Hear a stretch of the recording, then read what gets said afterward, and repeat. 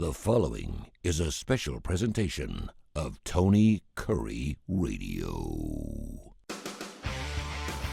From hot dogs to cool kitties, this is Darkside of the Pooch. All right, welcome back to another Dark Side of the Pooch. He is Dr. Rab Stewart. I am Tony Curry. This is our podcast. We like to call it shows because I have my own radio station. It's called TKR. And so a show sounds better than a podcast. When you're doing a show, it sounds like you're doing a show, right? Podcast, everyone does podcasts. So we do shows, so it runs 5 days a week. And then, of course, it turns into a podcast. And it's just like, it's like a pickle. You know, there's always different sizes of pickles. It's not the pickle's a pickle. It's how you slice it. You have sandwich stackers. You have hamburger dills. You have bread and butter pickles. You have spicy pickles. You have long cut. You have short cut. You have gherkins. It's all a pickle. It's just how you slice it, right? You know a lot about pickles. I really do. So I was looking for a couple things here before we start our show. And by the way, 208-0301 is your phone number, 208-0301. Oh, the show brought to you by Sasquatch Toys and Comics. I just went down to Ed's Pet World earlier today. Got me a big fat rat, which I have forgotten to give my snake. Just remind me, I got to feed my I've got a rat in a box in there. Just remember that. And so I went down there to get a couple things, and they're doing fantastic. Of course, Ed's Pet World's been in business for 50 years. The business is for sale, but they're still open. They may end up moving the store. We don't know. I'm not allowed to talk about it, but still check out Ed's Pet World or Sasquatch Toys and Comics. Comics from the 60s, 70s, 80s. They got watches, all kinds of cool toys that you can find still in the box. So check it out. You got it? All right. I got it. I just found a headline here from The Guardian. You ever read The Guardian? Not. I mean, occasionally I will read an article from The Guardian if someone else has like retweeted it. You know what I'm saying? But I don't I don't go there and to see what's shaking. It's weird because it's like you get really. I mean, I've seen stories on there like about Peter Frampton. You know, like some really interesting rock and roll. And then I get a story like this: That's what I see. Yeah. Dog treat made from lab-grown meat on sale in the UK as retailer claims world first. Dog treat made from lab-grown meat has gone on sale at Pets at Home in a move the retailer claims is the world first. Chick bites are made from plant-based ingredients combined with cultivated meat, which is produced by growing cells and does not require the raising or slaughter of animals.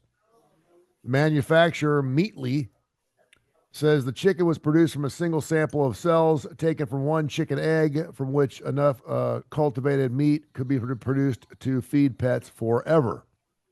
It claims the meat is just as tasty, nutritious as traditional chicken breast and contains the amino acids, fatty acids, minerals, and vitamins needed for pet health.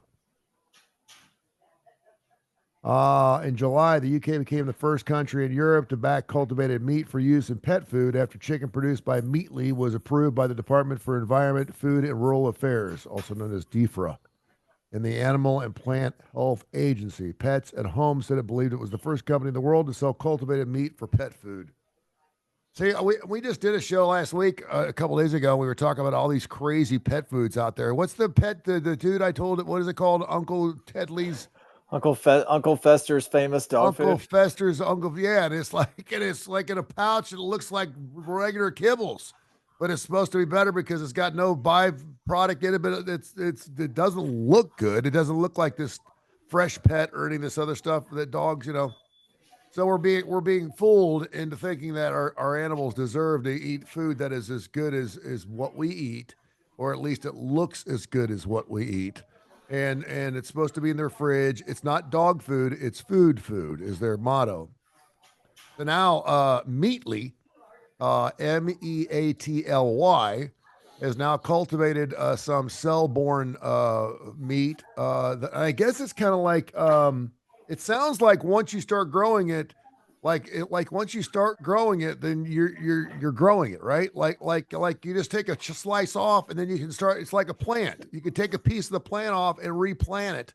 So once you get the thing going, then you can just grow whatever you want meat wise. I have so many things to say about this, and go ahead. I mean, it doesn't really like pertain to animals at all. like I'm thinking about what you're saying and I'm applying it to people.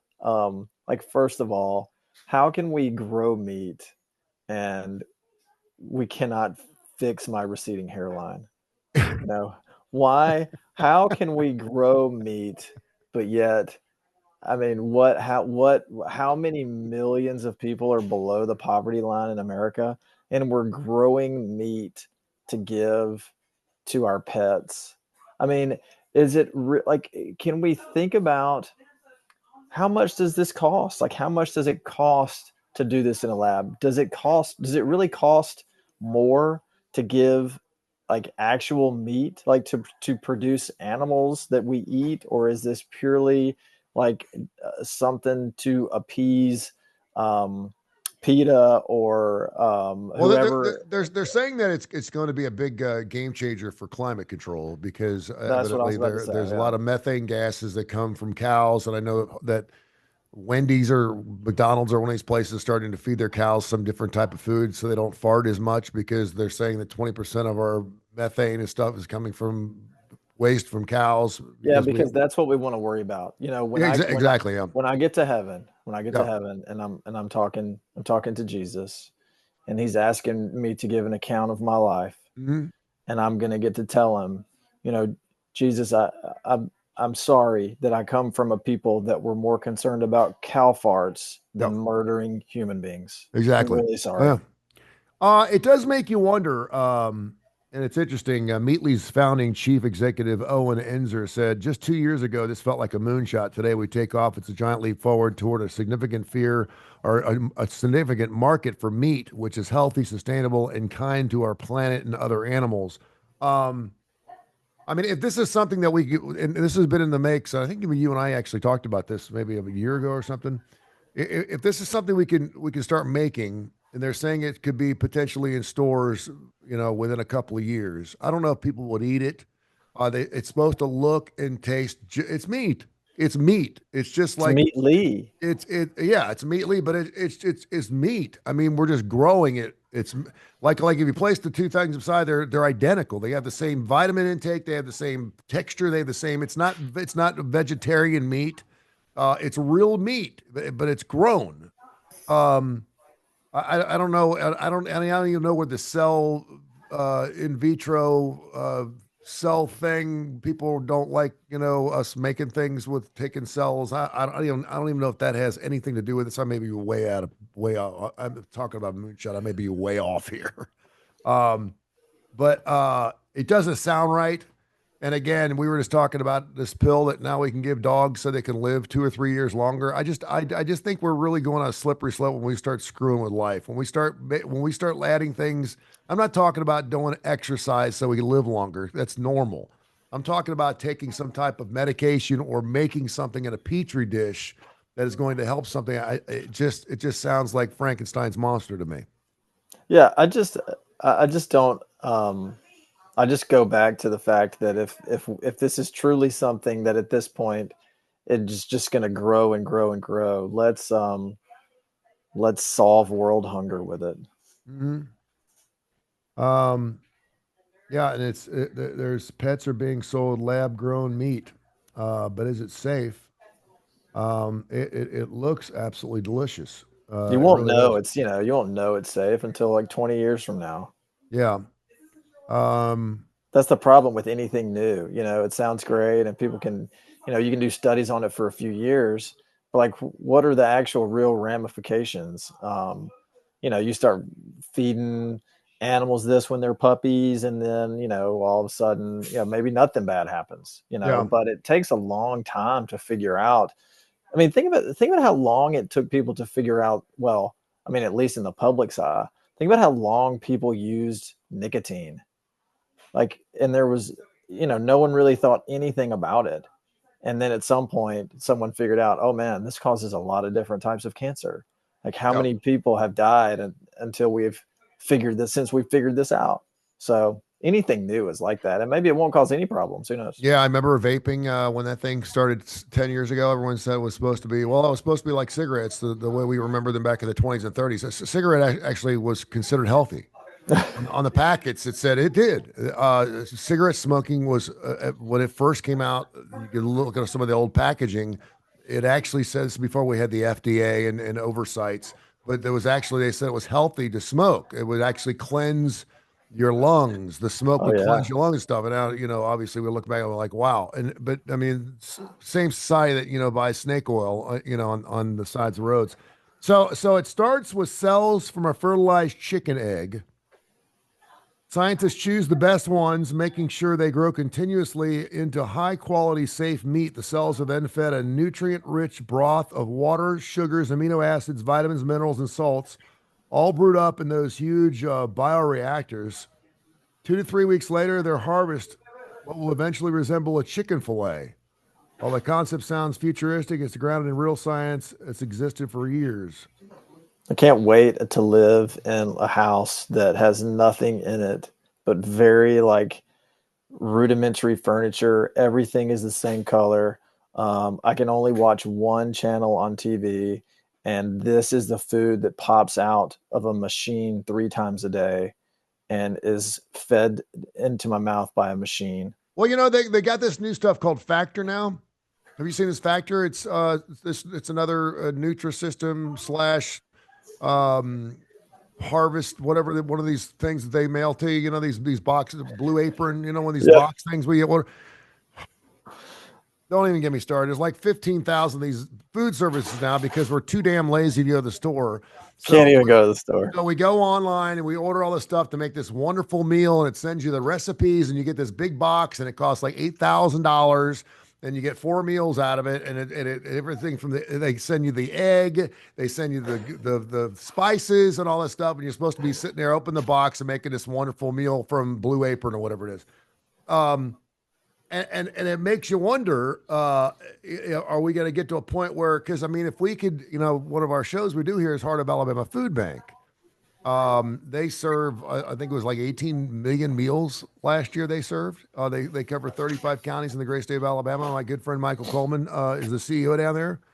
And I mean, if we could figure out a way to grow meat so we could take care of the hunger issues here in Feeding America in this country. Now I'm thinking to myself that's life changing. That's unbelievable. But somehow I think we'd screw it up. We already have an obesity issue. 30% of Americans have an obesity issue, which means we're 30 pounds or more overweight. 30%. You ever go in a doctor's office and there's 28 people in there and 27 of them are morbidly obese? I mean, every one of them is like, wow. I mean, like they're having a hard time getting up. And you're all in a doctor's office. What does that tell you about something? I mean, we're not a very disciplined society. No.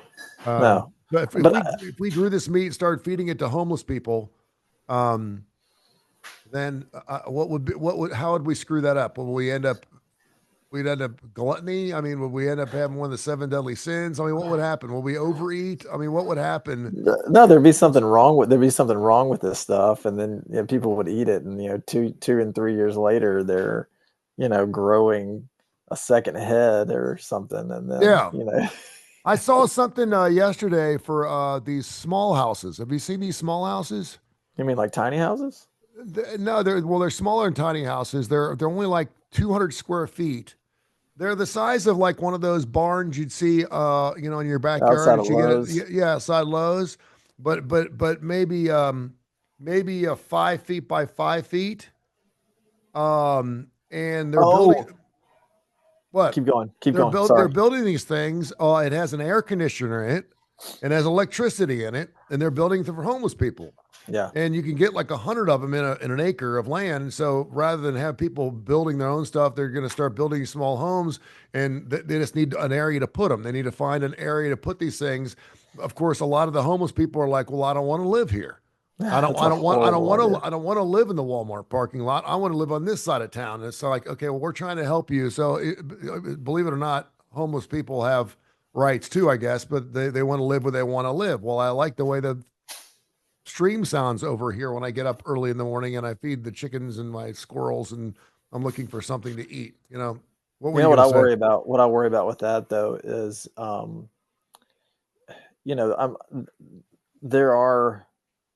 there's probably a pretty big percentage of the homeless population that has a drug abuse problem. Yeah, And 90% of at least according to Jimmy Hell Mission, 90% of the homeless people have some type of drug addiction, yeah, and which so is really high. now, yeah, and so now you're giving them I almost want to say a safe place to. Those places are just they're going to get wrecked. I mean, they're going to get wrecked. They're going to be tiny drug houses. When I saw them with air conditioners, I mean, I'm all about building something until we can figure something out. I mean, because if you go to Atlanta, I don't know the last time you went to Atlanta, when you get off the interchange, the 285 interchange, they're panhandling on the interstate. First of all, No one stops there. That sounds like a terrible idea. that tells you just how bad the interstate is over there and how slow it is. But there's people panhandling and as you're driving down 285, as you get on 85, if you look on the right side, there's tent after tent after tent after there's thousands of tents where homeless people are pitching tents right off the interstate. And again, some people, I think, in Las Vegas, they're using the water runoff. Those. They've got these huge, for lack of a better phrase, sewer systems, but they're not sewers for water runoff because when it rains in Las Vegas, it only has to rain like an inch and it floods, and so the water needs to go somewhere. Well, they've built out these flood tunnels. There's hundreds of miles of them, and now people are living in them. Because it's cool and it's for the most part dry. There's double deck beds. People have televisions down there. They're living with TV. Wow. Yeah, it's crazy. I mean, go pull it up. So, yeah, I'm with you because I mean, if you make it easier on them, then what are we doing? You know what I mean? I mean, but it just I don't know. I wish there was a solution. I wish there was a solution, but I wish there was too. This is the world. This is the world we live in, and of course, there are things you can do. There's small changes you can make. Jimmy Hell Mission is one of them. And there's other places like that around town, and they're doing great work. And so, God bless them. But I think that there comes a line that when you cross, like these shelters that I don't know. I'm not sure it's a good idea. I'm not sure it's a bad idea, but I don't know. So unfortunately, life is very complicated, and every life and every situation is different. And I've used to do my shows down at Jimmy Hell Mission every year, and we used to do something around the holidays because that's when their need is the greatest. And inevitably, I'd always see someone coming back to Jimmy Hell Mission who 5 or 6 or 7 years earlier had a drug addiction issue, lost their friends, lost their family, lost their wife, lost everything. They went to Jimmy Hell Mission, and they have a program down there. You must go to church. You must read the Bible. You must work. You must get your GED, and they put you through these, and you can stay as long as you want, as long as you're working it, and you end up working at Jimmy Hell Mission, so you can serve to other people, right? And then once you get on your feet, then shovel out, you get yourself, and you're back on your feet again. Yeah, so you're teaching a man to fish, and Exactly. with these little air conditioned shelters, you're not teaching them to do anything but keep using drugs. No, you're not. So it's kind of like I don't know. I don't know what the answer is. I really don't. Yeah, it's kind of crazy. Also, Chewy, you going to be watching the Super Bowl on Sunday? Oh, you betcha. Chewy, another dog food. Everyone knows about Chewy, the male thing. If the Philadelphia Eagles win Super Bowl 59, Chewy said it'll give away 59,000 free treats for birds, dogs, and cats. While we don't play favorites, we have a soft spot for all animals, Chewy said, and we believe a win for an animal team should be a win for pets everywhere. So, if the Eagles end up winning Super Bowl 59, they're going to give away 59,000 free treats for dogs, cats, and birds. Be looking. How do I get on the list? How do I get on the list for my free treats? I think it's one of those things where you just you either have to get a Chewy to sign up. It's really a brilliant idea because you figure 59,000. If they get 1,000 new orders, they're making their money back by because you have to go on Chewy and sign up. They're going to be sending you crap in the mail. So we got that going on. Other story I saw, which is really cool. And I thought about this the other night because my dog is lying on the floor beneath me. He is ready to go for his walk. You ready to go for a walk? He's He's wagging his tail. He's ready to go. We went on a 5-mile walk yesterday. He wants to go on a walk. We're going to walk in a minute. Dr. Rabs, we're doing a show. His tail's just wagging. You can probably hear it hitting the floor. Come here. Here. Oh. Here. Oh. There you go. There he is. There's the Rainer dog. Say There's hello. the Rainer man. Say hello. Say hello. Say yes. Yeah. Okay, go back to the later. We'll go for a walk in a minute. Oh. They have this new thing called the Silent Night Cozy Cuddle Snuggle Pod. You ever heard it? Oh man, it sounds like something I want to sleep in. Brand new out of the UK. It is a dog bed for humans. It is big enough. Yes. Hey, my daughter has one of these. I'm not kidding. That's it. My daughter has one of these. I don't know if it's the same one you're talking about. It's big enough for a 6-foot human being plus one animal. You can probably get 2 in there if you want, depending on the size of the dog, but it's big enough. I'm 6'4", and it would be cramped for me, but it's an oversized dog bed for humans. Some humans are buying them. They don't have dogs. They just look really comfortable. They think they're super cool. But I was sitting on my couch, and I have a recliner. Our daddy always has a recliner, right? I have a recliner. My son has the couch. My son has another couch. My daughter has her own chair. And so I got a recliner. And so once in a while, I'm like, it'd be really nice if my dog could sit up here. Then I could pet his head, And some people have those love sacks or whatever, those couches, that extend out and stuff like that. And your dog could Worst name for furniture. It really is. The first time I saw it, I thought it was a joke. Yeah. So that makes 2 of us. Someone's still laughing. It's kind of like that person that names all the characters in the Disney movies. So they came out with this thing, and now, of course, it is selling like gangbusters. I think it's about $139. I'm surprised they haven't sold them here in the United States, but they're big over the UK. But evidently, you can get to lie with your dog, which I think is kind of cool. Yeah. So my mom got my 6-year-old. My 6-year-old loves to lay on the floor with our dog next to his dog bed, and she will also lay in the dog's dog bed. So for Christmas, my mom got my daughter one of these. We call it the human dog bed. So it's probably not the same company because my mom could get it here. I'm not sure where she got it from, but it's the perfect size for my 6-year-old. And she loves it. I mean, there's nights where she will sleep in that on her floor instead of sleeping in her bed. Yep. I've actually heard of that. It's called the Snuggle Pod. And that was also an article in The Guardian. So you can check that out. All right. Anything else going on in the world of pets? Man, we've been just bumping our gums. We've talked on an entire podcast here. Anything else going on at the store? As a matter of the way, I almost stopped by your office yesterday. I didn't want to scare you. But I got off of, I was looking for a new dog track, and I went to Ross Bridge, and that Ross Bridge walking trail, dude. Yeah. It's nice. Like it's unbelievable. And I walked alongside the railroad tracks for a good 5 or 6 miles and never even got to the end of the track.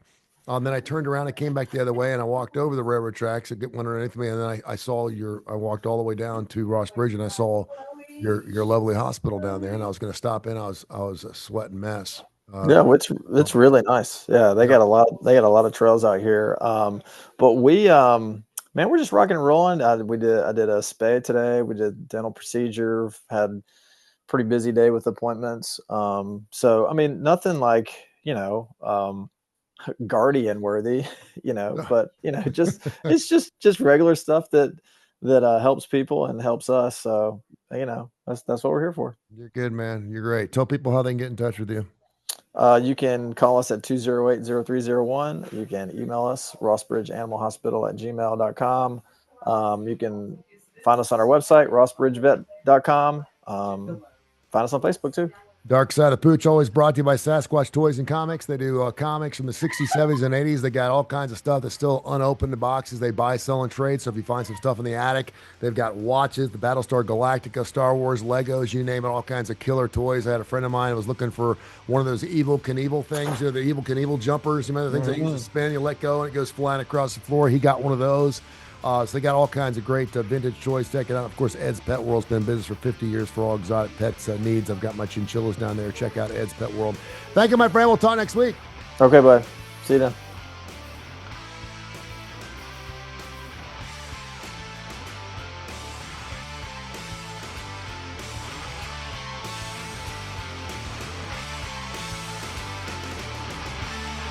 This has been a special presentation of Tony Curry Radio.